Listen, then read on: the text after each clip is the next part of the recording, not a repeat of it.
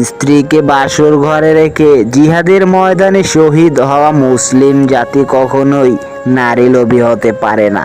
একজন পুরুষ তখনই সৎ সাহস পায় যখন তার জীবনে একজন সৎ চরিত্রের নারী বসবাস করে।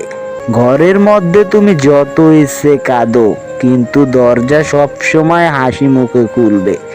কারণ কেউ যদি দেখে তুমি ভেঙে পড়েছো, তবে সে তোমায় আরো ভেঙে দিয়ে তারপর চলে যাবে। নিজেকে সব সময় খুশি রাখতে চাও, তাহলে কখনো কারো কাছ থেকে বেশি কিছু আশা করো না।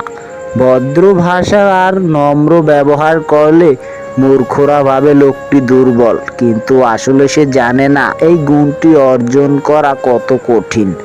যদি তুমি সত্যিই কারো সাথে সম্পর্ক ভালোভাবে বজায় রাখতে চাও, তাহলে তুমি সব সময় সেটাই বিশ্বাস করো যেটা তুমি নিজে তার সম্পর্কে জানো। সেটা কখনোই বিশ্বাস করো না যেটা অপরের মুখ থেকে শুনেছো। সুখের নাম জীবন নয়, কষ্টকে জয় করে বেঁচে থাকার নামেই হলো জীবন। বিশ্বাস ব্যাপারটা বড় অদ্ভুত। মানুষ জীবনে যা কিছু পায় বিশ্বাস করেই পায়, আবার যা কিছু হারায় এই বিশ্বাসের কারণেই হারায়। কথা হজম করতে শিখুন, এটি একটি বড় গুণ, আপনাকে জীবনে জিততে সাহায্য করবে। কখনো তর্কে জিততে যাবেন না, এটা সময়ের অপচয়।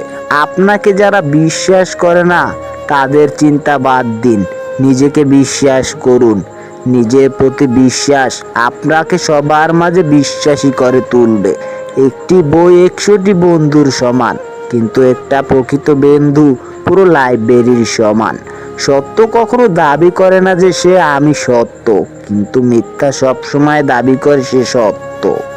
তাকে কখনো ঘৃণা করো না যে তোমায় হিংসে করে। সে হিংসে করে কারণ সে জানে তুমি তার থেকে অনেকাংশ শ্রেষ্ঠ। যা তুমি দেখাও তার থেকে তোমার বেশি থাকা উচিত। যা তুমি জানো তার থেকে তোমায় অনেক কম বলা উচিত। ক্ষমা হচ্ছে এক প্রকার আশকারা, কারণ সবাই ক্ষমার যোগ্য হয় না। বারবার ক্ষমা করতে করতে আপনি নিজেকে উদার ভাববেন, আর অপরাধী ভাববে আপনি সস্তা, কিন্তু তারপরও ক্ষমা করতেই হবে।